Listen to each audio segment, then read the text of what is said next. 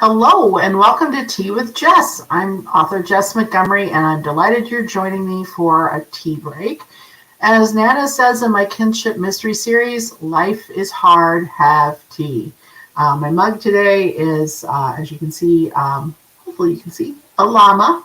And on the inside it says, no drama. So it's my no drama llama mug. A couple of my writer friends and I each have this mug because we like to say, let's keep the drama on the page and on the stage, but out of real life as much as we can. So today I'm excited to have join me Kimi Cunningham Grant, who is the author of Fallen Mountains, Silver Like Dust, The Silent Woods. And she's a two-time winner of a Dorothy Sargent Rosenberg Memorial Prize and a recipient of a Pennsylvania Council on the Arts Fellowship in Creative Nonfiction. And her poems and essays have appeared in all kinds of wonderful magazines, including Fathom, Literary Mama, Rattle, Poet Lore, and more. And I had the honor of reading Kimi's novel, The Silent Woods, before it came out. It just came out, so I think you should go get it from your local bookstore or your library, because like I said, I read it and I loved it and I had the honor of blurbing it. So I'm very excited to introduce to you Kimi. So let's bring Kimi on.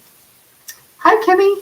Hi, Jess. Thanks for having me today. Oh, my pleasure. It's delightful to meet you, at least via the waves of internet waves, showing my lack of technical skill here. But it's great to meet you virtually, and hopefully we'll meet in person at some point. But so first of all, do you have a mug by chance to share? I do have a mug, and I will say, Jess, you were one of the first people to read this book, so thank you so much. You read it back when it didn't have a fancy cover and it even had a different title. So thank you so much for your support. It means so much to me. So thanks for that.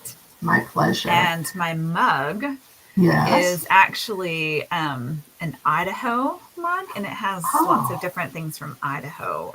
We went there this summer, and it's one of my favorite spots. So, and I have elderberry lemon balm tea. Very nice. I approve. Was that your first trip to Idaho?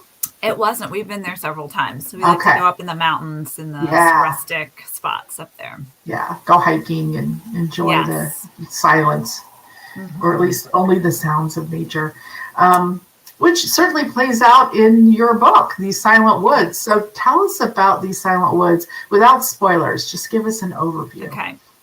All right. Well, These Silent Woods is about a man named Cooper and his 8-year-old daughter Finch, and they're living way off grid in the remote Appalachian woods. And every year, a friend, Jake, is supposed to come and bring supplies for their year.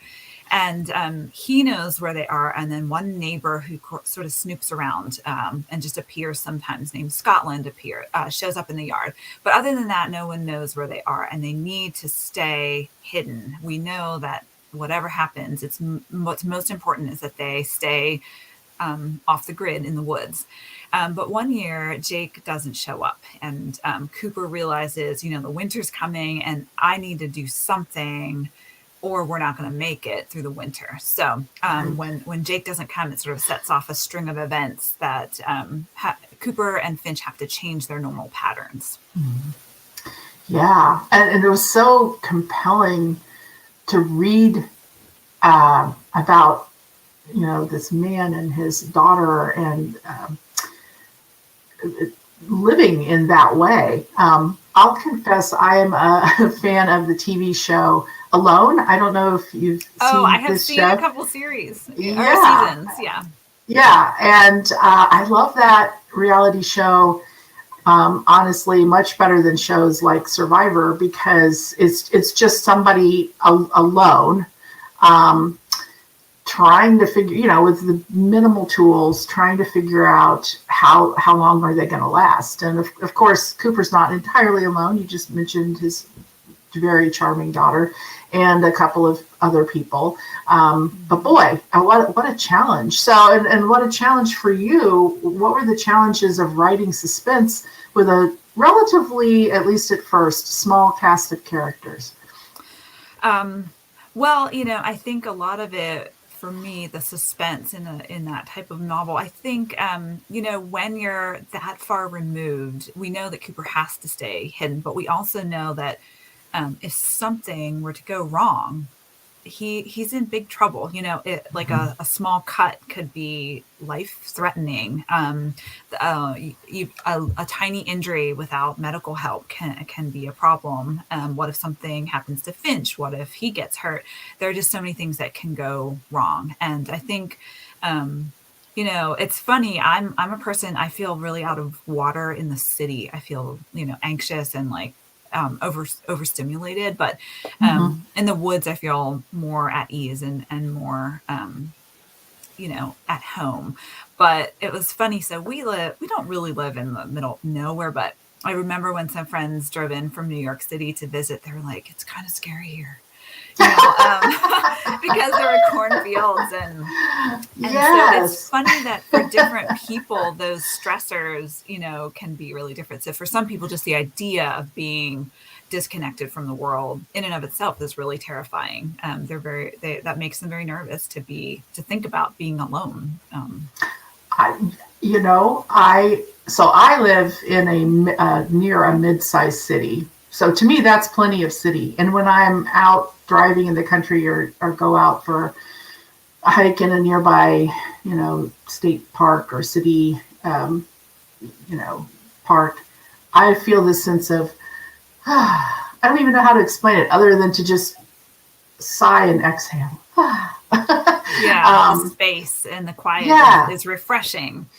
Yeah, it is. And it's funny you mentioned the corn because I'm in Ohio, lots of cornfields nearby. And all my friends who are, acquaintances who've come here from big cities are freaked out by the cornfields. And I never quite understand why. It's just corn. Yeah, there is something for certain people that feels a little unnerving about that. Maybe it's that movie Signs from a long time ago. Maybe, yeah. Or the story Children of the Corn. I don't know. Yeah, that could be it. That could definitely, And Signs, both good. Well, we go to corn mazes on purpose where I live. Great. So yes, same here. So is that what drew you to this setting? Did you grow up in a rural / Appalachian area? What drew you to the setting? I did grow up in Pennsylvania, in a rural area, and now I do live like in the woods. We have some land here at our house, and so I spend a lot of time in the woods, walking and sometimes mountain biking. I spend time on rivers, fishing and kayaking and that kind of thing. So I really am mostly an outdoors person. That's fabulous. So how do you balance that with, being inside and at a computer or with a notepad? Right. Because we writers have to spend a lot of time at the looking at a screen, like it or not. Right. So I do. Sometimes I write in my head. I feel like I can write, I can come up with ideas and clear my head and sort of, I don't write verbatim scenes, but I'll start to picture things sometimes while I'm out in the woods walking. And I'll think of, ideas and solutions to problems that I'm facing. So for me, it is sort of, it's not writing time. It's not, in the chair time, but I do use it to think and sort of clear my head a good bit. It's creative time. And I find that too, that if I get stuck, the best thing is to not sit at my computer going, I'm stuck, but to get out and take a walk. Yeah. I think about a year ago, I visited my friend's class, and they were saying, well, what do you do when you're stuck? And I was like, I go out and I take a walk. And they seemed like, wait, we can do that? Like it was surprising to them that they just didn't have to plow through it and sit there and like figure it out. But a lot of times just stepping away and getting some fresh air does help for me. And it seemed like for you too. Absolutely. Well, what drew you to writing? I'm guessing you were a big reader as a kid, but what drew you to the craft of writing as a career? I was a big reader as a kid, and I did start writing stories like when probably second or third grade, and started thinking about wanting to be a writer when I was pretty young. And I think back then I probably didn't have realistic expectations to know that how hard it was going to be to do that professionally. But the desire was there pretty early on for me. That's awesome. And your first book was Silver Like Dust, and it's a memoir about your Japanese American grandparents and their internment in World War II. And then you've written novels, you've written poetry, you've written essays. So I'm really curious how you pivot among all these eras. Do you just sort of the idea you have an idea, or an idea finds you and you follow it along, or you kind of decide to find out what it's going to turn into, or do you decide at the beginning this is an idea that's going to be an essay or whatever? Well, when I was in doing my graduate degree, I really did mostly study creative nonfiction and poetry. And then shortly after that, I started publishing some poems, and my first book sold. And the first book was actually, I did part of it as my thesis. So I had sort of focused on that. And then I became a mom shortly after that. And then all of a sudden I started having, I don't know, I had this weird shift where I just couldn't really think about poems anymore. And I'm not sure if it was like my brain was still a little foggy because I wasn't sleeping that much and thinking so intently about just like a word. I don't know if I just needed a shift from that to think on like bigger scale about bigger, messier things, maybe.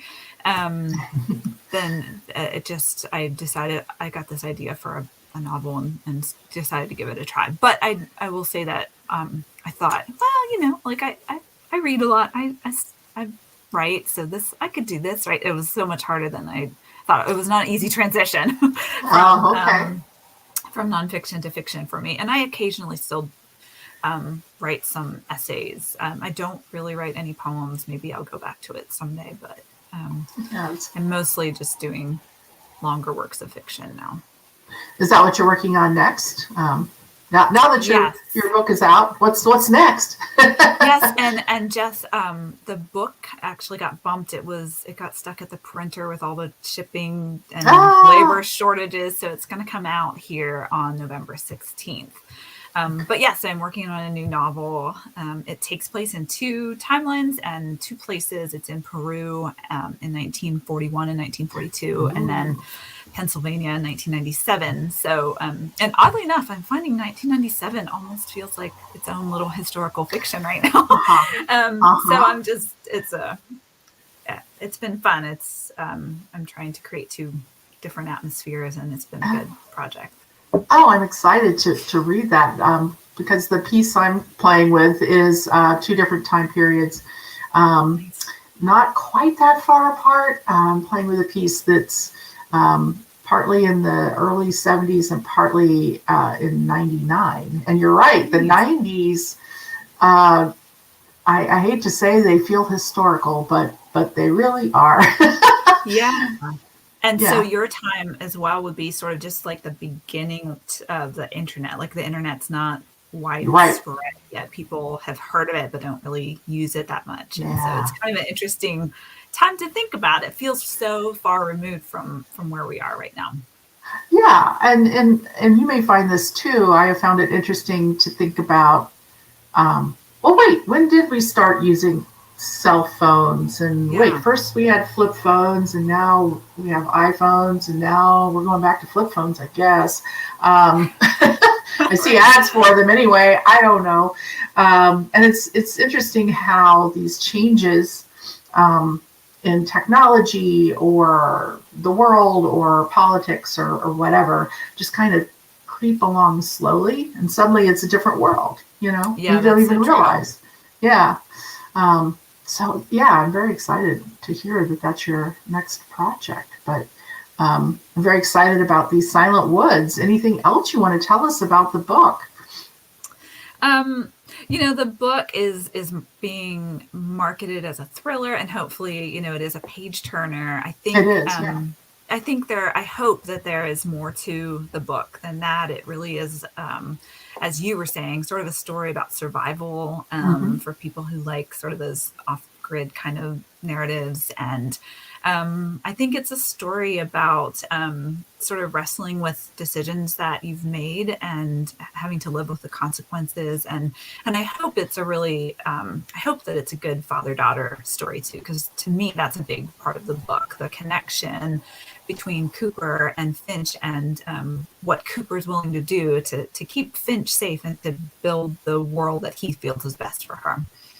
Yeah, I was going to say your novel encompasses all of that, but at the heart, I think, is the power of that bond, the father daughter bond, and Mm-hmm. the importance of, you know, love and relationships. And like almost hopefully every parent, what Cooper would do, what links would he Mm-hmm. go to for his daughter. So, yeah. And you mentioned that you were a little surprised that when you guest spoke, the students were a little surprised at the notion of, hey, you can get up and take a walk if you get stuck. So I wondered if you had any tips for writers, people who are maybe just starting out or have been at it for a little while, like 2 or 3 things that you have learned along the way that you might Mm-hmm. suggest. Um, well, I think for one, always be open to feedback. Try to connect with some other writers, or even if they're not writers, if they're people that who read a lot and whose opinion you can trust. Be open to getting feedback from other readers. I feel like that's a big hurdle sometimes for aspiring writers. Like, they write these things and they want people to read them, but they don't really want people to read them, and so it's really hard to let it go. But to be open to that. And Jess, maybe you've been lucky to dodge this, but I know for me, like, rejection is such a big part of being a writer. It's the road to getting anything published. You're likely going to face some rejection, and it's just a really pleasant surprise when you don't get rejected. And I think people can look at published authors and think like, well, you don't know what it's like because you've published those books or you've done this, but along the way, I think most writers have faced abundant rejection. I know I have. Oh, I have too, believe me. Okay. No, I have Yeah. not dodged that bullet at all. And I mean, it's a little easier to say once you do get a few acceptances. Although, getting an acceptance doesn't mean that you'll never face rejection again, Sure. Yeah. because, your work, that will happen. So it's helped me to think, okay, I'm not being rejected. My work is being declined or Yeah. rejected. Um, and also to just try to look at that as the universe, not to get too woo woo, but the universe saying, you sure you really want to do this? I'm just checking. I'm just checking in with you. Like, if you get these 5, 15, 30, 40 no's, and you're still wanting to do it, then you must really want to do it. And Hmm. and that's a beautiful thing, I think. Yeah, that's so true. It really does make you appreciate, when you get the yes. Yeah. I know for me, after many rejections, that yes just really means even more. Yeah, it's that Um, affirmation. yeah. Yeah. Well, wonderful. Well, thank you so much for joining me on Tea with Jess, and thank you to all of our listeners for joining us. And until our next tea break, take good care of yourselves and your loved ones, and have fun. Thank you, Jess.